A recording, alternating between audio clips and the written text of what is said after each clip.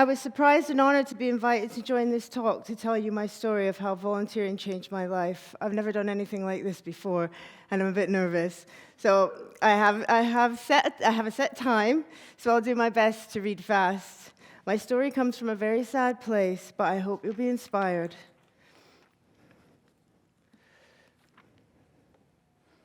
I moved to Essex from Edinburgh in 2008, and my life was good. Starting in 2011, over a short period, I lost my mother and then my best friend, Lorna, at the age of 33, both to cancer. I was devastated, but carried on for my young son, Zion.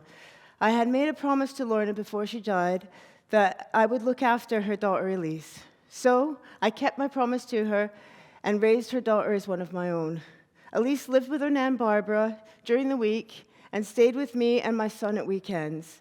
We all supported each other as a family. Elise and Zion saw each other as brother and sister, and Barbara became like a second mom to me. It was late in 2018, I got the terrible news that she had terminal cancer as well. I worried for Elise, who was going to have another loss, her beloved grandmother. She moved in. We decided as a family that I would become her foster mom. She moved in with us, and she was happy. As the reality of Barbara's illness drew closer, I found Elise going onto worrying sites on social media, and her mood became dark. We tried desperately to find her professional help and support, but there was nothing substantial, and she kept being moved from support service to service, and the loss was just too much for her, and it was too much for her young brain to take. So she devastatingly took her own life, and she was only 13 years old.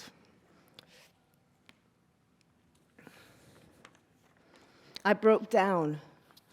Denial, guilt, confusion, shock. I left Essex and went to Lancashire to visit my friend of 25 years, Jeff, for support. I realized I couldn't go back to Essex. I'd left my house as it was. I refused to return there to my life without Elise. My world was in pieces, and I couldn't bear to watch Barbara die next. I felt selfish, but I couldn't take any more loss and was terrified to face the memories and sadness. It was too heartbreaking. I was in a state of grief and confusion. I went for support for my mental health and was diagnosed with complex PTSD. I needed a fresh start for myself again and Zion, and I needed to find a new home. Jeff and his father kindly invited me to stay until we could recover. So I stayed in Lancashire and enrolled my son in school.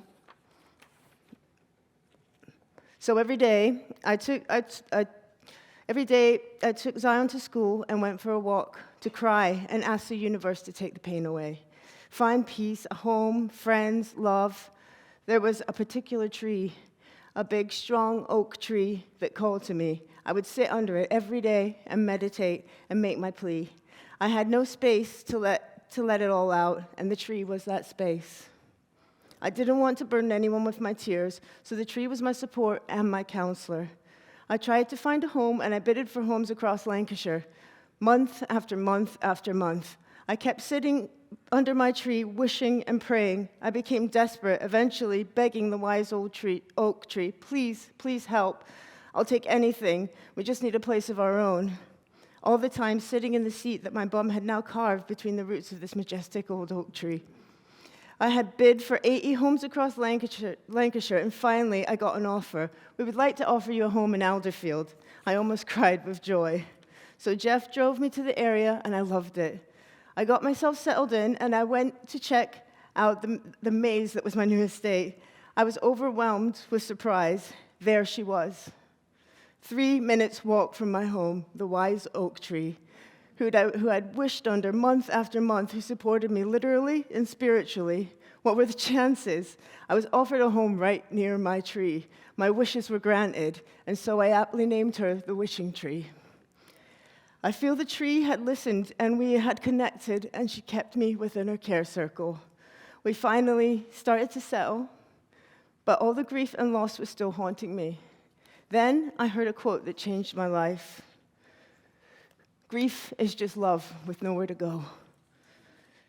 Grief, that's it. That is it. I thought to myself, we had a garden, but I didn't know what to do with it. So I planted the love. Zion and I began planting a tree for Elise, sunflowers for my mom, roses for Lorna, and I began to realize every time I planted, my grief got easier. I had continued to contact Barbara for gardening advice, her often laughing at my lack of knowledge, and we shared memories over the phone. Not long after, I received the call that beautiful Barbara had lost her battle with cancer. So I was broken again. So I went out into the garden and I started to dig away the pain. Jeff came out and joined me to help. By the time I'd even noticed, a few weeks had gone past, and we created 2 ponds with a small stream. Jeff had made a bridge for the stream, and it's now dedicated to Barbara. Every time I felt sad, I planted something new. And I looked up one day, and from what was just a grass lawn, I realized all the beauty that I had created from such sadness, and I was truly comforted. I was planting all the love for those I had lost, my angels, into nature. But I still had so much more love, and I had so many more places I could plant it. So I volunteered in nature. The first was Let's Grow Preston, where I began to learn more about nature as therapy. Then Lancashire Wildlife Trust, then Brinscoll Hall, then Outdoors for All Together. Through all of these organizations, I found a group of beautiful friends, all challenged with different mental and physical health issues in their lives. We all use nature to heal, and they all wanted to do more. So I went to my wishing tree. I reflected on on Elise and how, after desperately trying to find her steady support, she was left with nothing stable and nowhere for ongoing support whilst waiting for mental health services. And then I thought to myself, I can rectify this.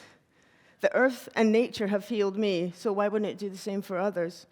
I spoke with my neighbor, who told me about a community allotment in Alderfield in desperate need of help. It was 3 minutes walk from my house and the wishing tree. Weird, huh? She liked my ideas and found me the keys, and we got started. And another wish was granted, and Guardians of Nature was born.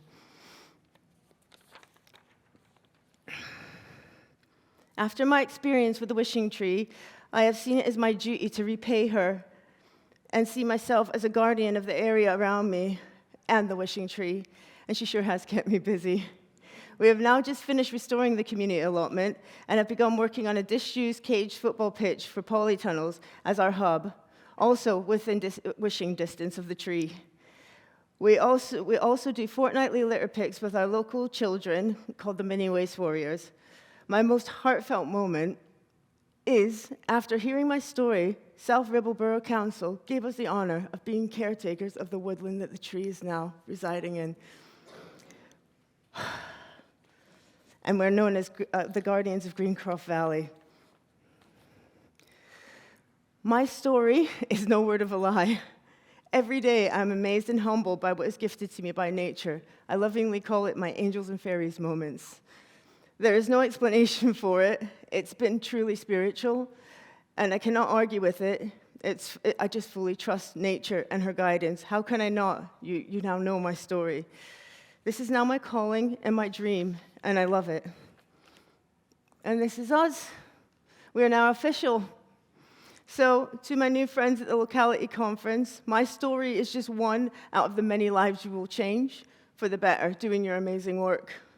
Through community organizations and nature, I found hope in my darkest days. Without the support of organizations such as yourself, my journey would have ended at heartbreak. But instead, I am here now standing in front of you, inspired to carry the volunteer baton even further.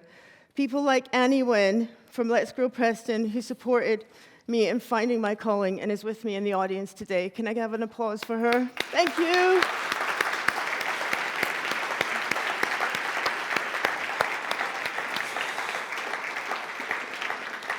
And people like all of you who devote their lives to causes that support our community. Please give yourselves an applause.